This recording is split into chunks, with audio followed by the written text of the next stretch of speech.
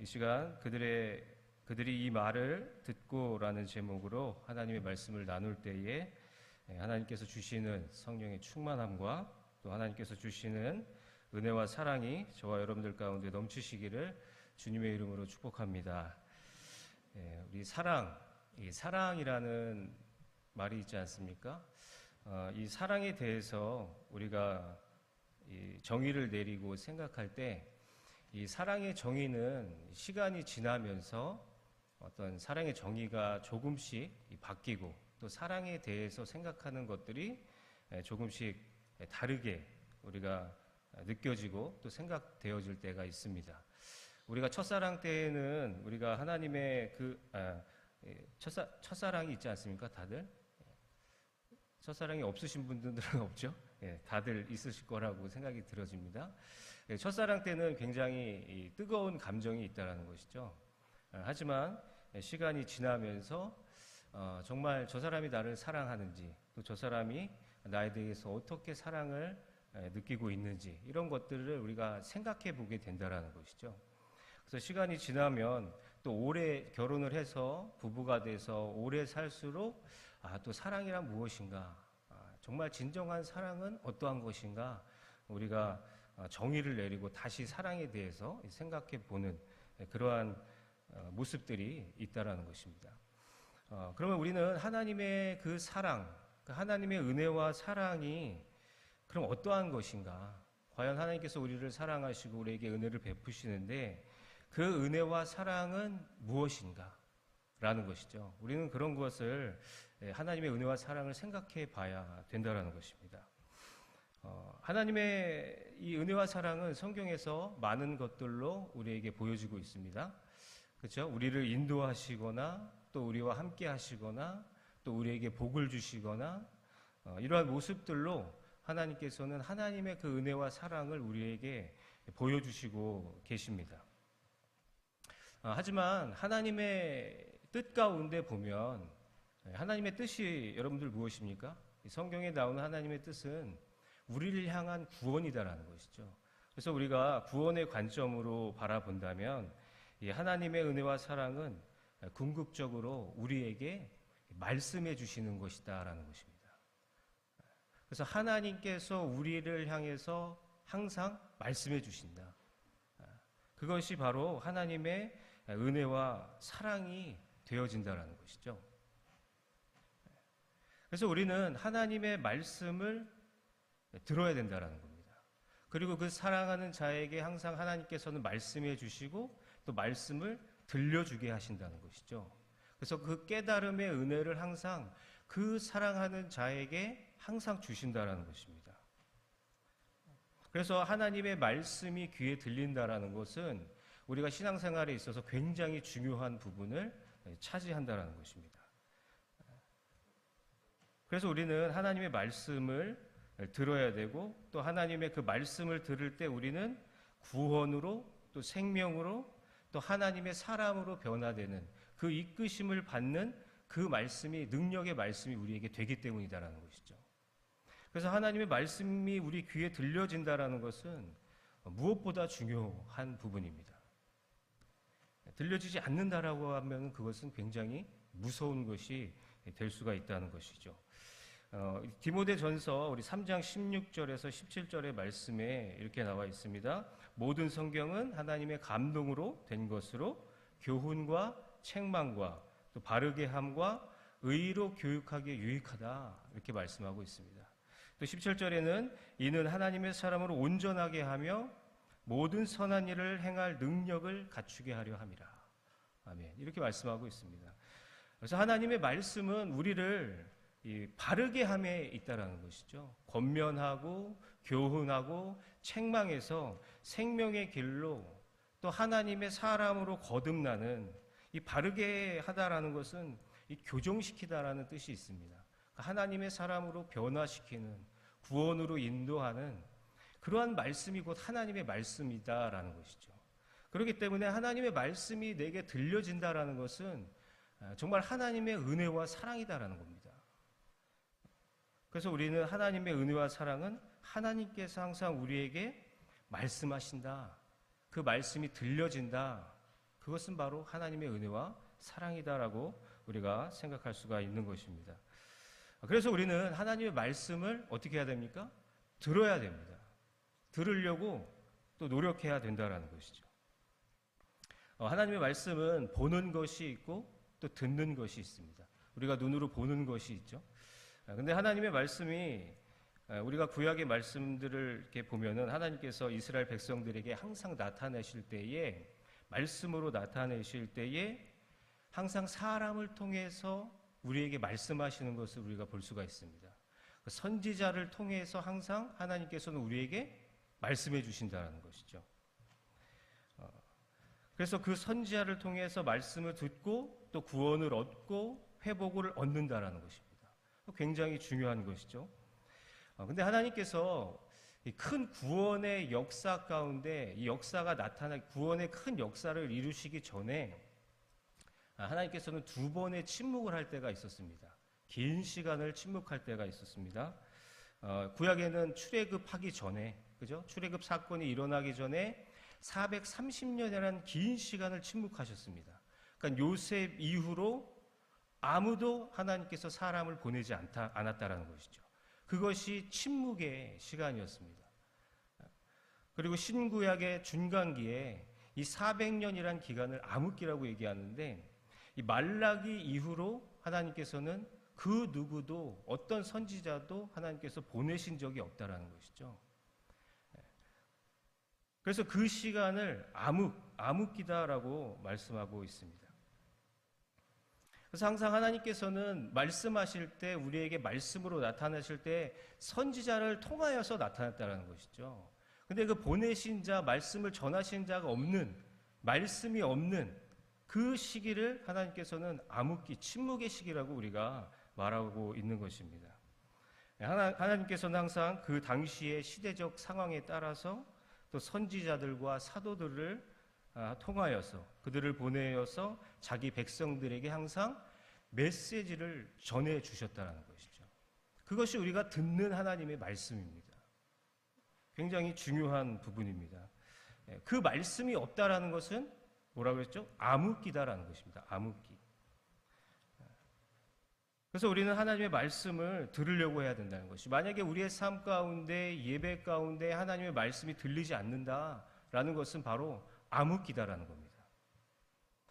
그 말씀이 꼭 들려야 된다는 것이죠. 그 말씀이 들려야 나의 영혼이 살아나고 인도함을 받고 하나님의 사랑으로 변화를 얻는데 그 말씀의 능력이 우리의 삶 가운데 역사를 해야지게 되는데 그 말씀이 들리지 않는다라고 한다면 우리가 어떻게 변화를 받겠냐라는 것입니다. 우리 안에 어떻게 믿음이 들어오겠냐라는 것이에요. 승리의 삶을 어떻게 우리가 살아가겠냐라는 것입니다. 그러한 부분에서 하나님의 말씀이 들려진다라는 것은 굉장히 중요한 부분을 차지하고 있는 것입니다. 그래서 우리는 하나님의 말씀을 어떻게 해야 됩니까? 들으려고 해야 된다는 것이죠. 누군가 나에게 들려줘라 이것이 아니라 들으려고 해야 된다는 것입니다. 하나님의 말씀은 세밀한 음성이라고 말씀하지 않습니까? 세밀한 하나님의 음성을 들으려고 하는 그러한 마음, 그러한 자세가 되어져야 된다는 것이죠. 하나님의 말씀이 들리지 않는 것은 굉장히 무섭습니다. 우리 이사야서 6장 9절에서 10절 말씀에 이러한 말씀이 있습니다. 하나님께서 이스라엘 백성들에게, 그 완악한 이스라엘 백성들, 그 당시 마음이 완악한 이스라엘 백성들을 향해서 하나님께서 이사야를 보내시는 것이죠. 그래서 이사야를 보내서 이사야 6장 9절 10절에는 이렇게 말씀합니다. 여호와께서 이르시되 가서 이 백성에게 이르기를 너희가 듣기는 들어도 깨닫지 못할 것이요 보기는 보아도 알지 못하리라. 이러한 말씀을 이사야를 통해서 전달하게 하는 것입니다. 그 완악한 백성들을 향해서 10절에 이렇게 나옵니다. 이 백성은 마음이 둔하게 하며 그들의 귀가 막히고 또 그들의 눈이 감기게 하라. 염려하건대 그들이 눈으로 보고 귀로 듣고 마음으로 깨닫고 다시 돌아와 고침을 받을까 하노라 라는 것이죠. 그러니까 하나님께서 그 완악한 이스라엘 백성들을 향해서 너희가 듣긴 들어도 깨닫지 못할 것이다. 보긴 보아도 알지 못할 것이다 라는 것이죠. 이 말씀은 뭐냐면 완악한 백성들에게 말씀이 들리지 않도록 내비두는, 가만히 두는 그러한 모습들을 볼 수가 있는 것입니다. 당시 이스라엘 백성들은 굉장히 완악했다라는 것이죠. 여러분들, 완악하다라는 뜻이 무엇입니까? 성경에서 완악하다라는 것은 하나님의 말씀을 듣지 않기로 결심했다라는 거예요. 그때 당시 이스라엘 백성들은 죄악의 눈이 밝았고 또 거짓의 귀가 열렸고, 그래서 죄악을 사랑했고 좋아했기 때문에 하나님의 말씀을 들으려고 하지 않았다라는 것이죠.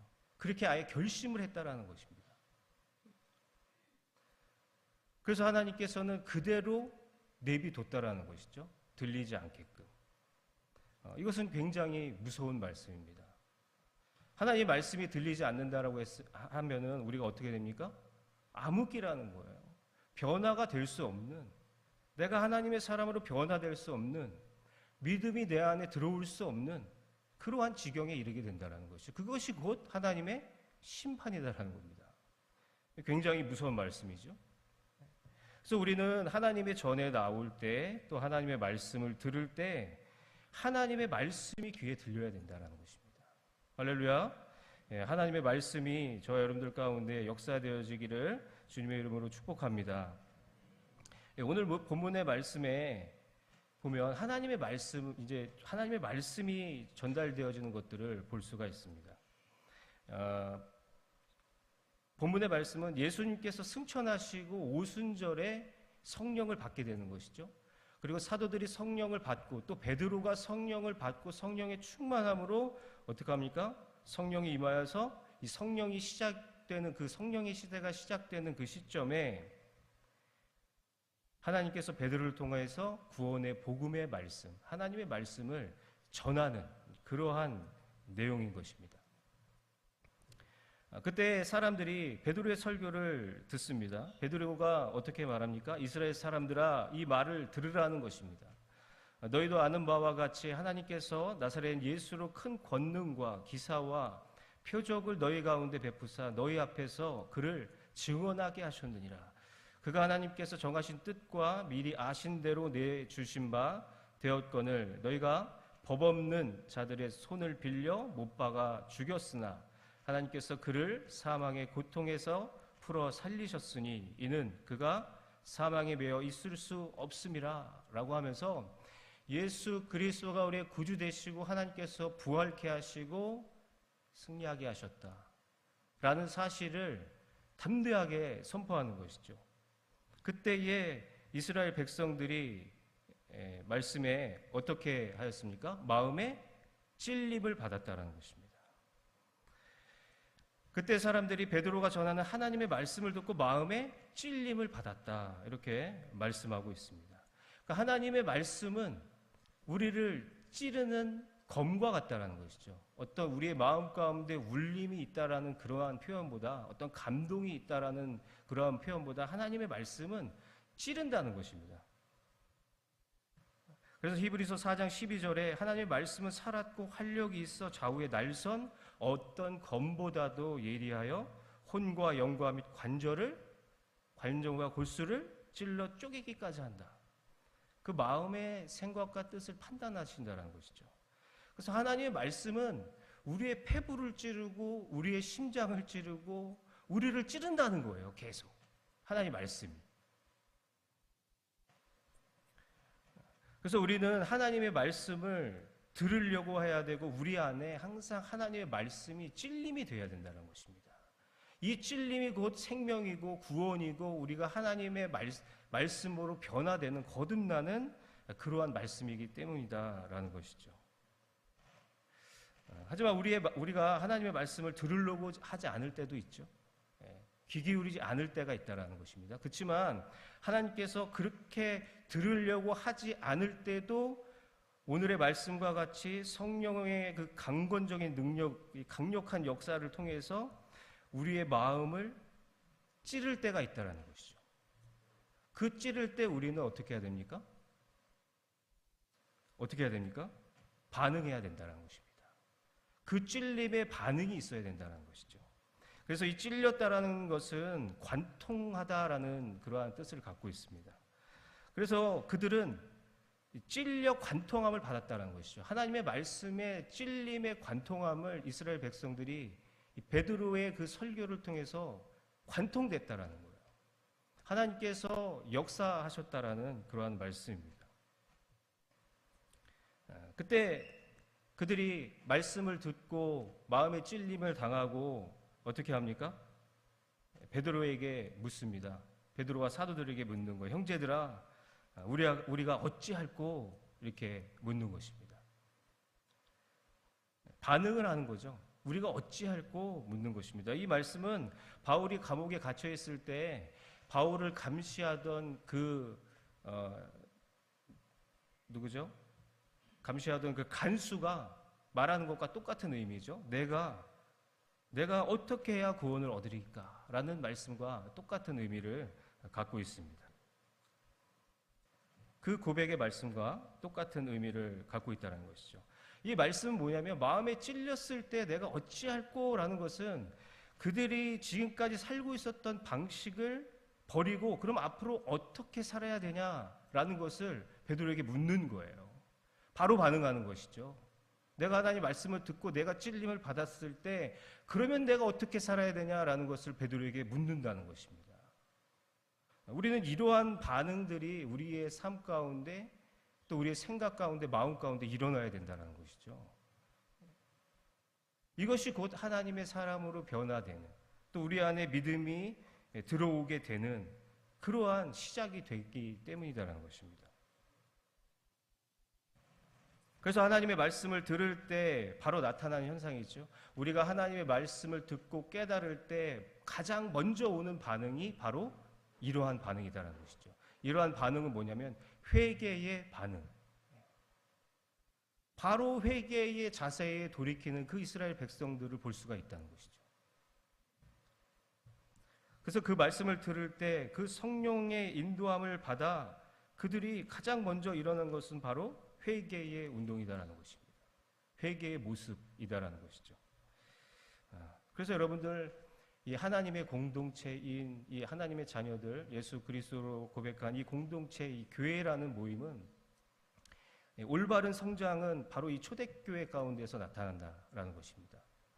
회개함으로 그 성장함이 이루어지는 그러한 모습들이 바로 이 사도행전의 초대교회 모습 가운데 나타나고 있다는 것입니다. 그래서 우리는 이 깨닫는 은혜가 우리 가운데 있어야 된다는 것이죠. 이 회개라는 것은 바로 우리가 어찌할꼬 이 말씀은 어떠한 것을 깨달은 겁니까? 하나님의 말씀을 듣고 깨닫지 않았습니까? 하나님의 말씀을 듣고 가장 먼저 반응이 일어나는 것 바로 회개인데 그럼 무엇을 깨달은 것이냐라는 거예요. 바로 죄. 그렇죠? 죄라는 겁니다. 죄. 내가 죄인이다라는 것을 그 사실을 깨닫고 더 나아가서 죄가 무엇인지를 발견했다라는 것이죠.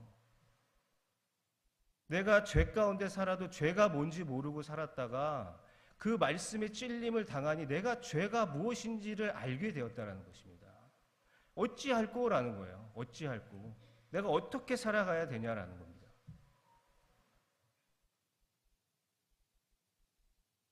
그래서 우리는 이 죄에 대해서 민감해져야 된다는 것이죠. 우리가 하나님의 말씀이 들려지지 않는다라고 하면 우리의 삶 가운데 암흑기가 펼쳐진다라고 하면 그것은 곧 부패입니다.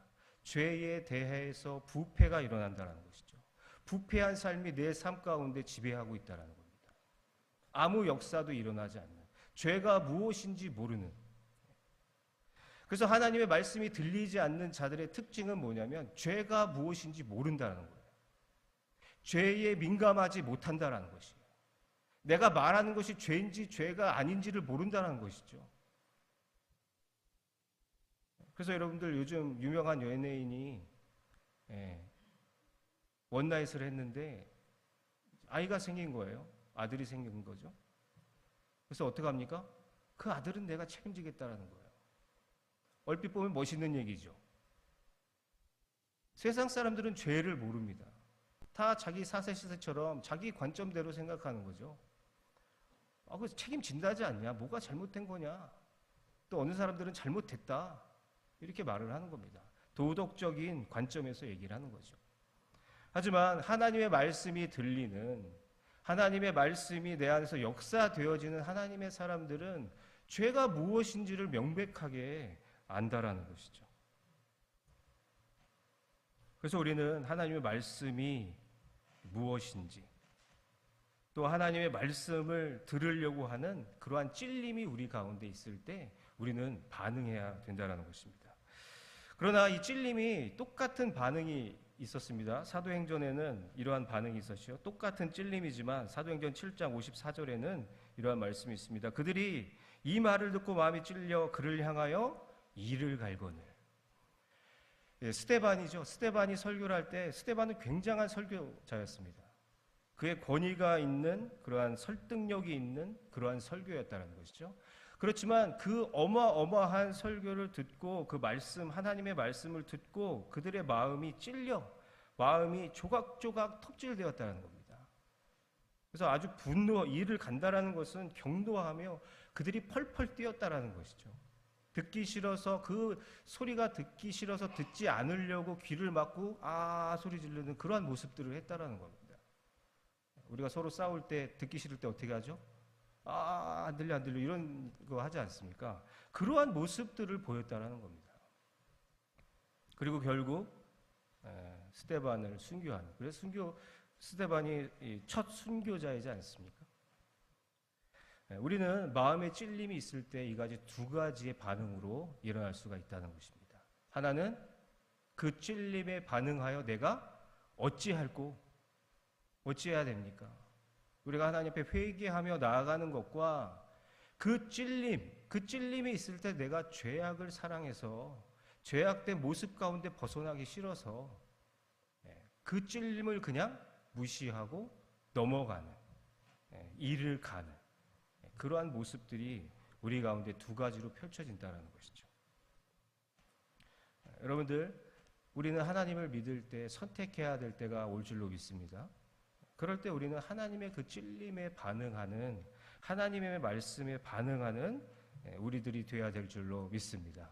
여러분들 삶 가운데 하나님의 말씀에 찔림이 있습니까? 그 찔림에 반응하시고 또 그 찔림을 향해서 귀 기울이시고 하나님의 음성을 듣기를 주님의 이름으로 축복합니다.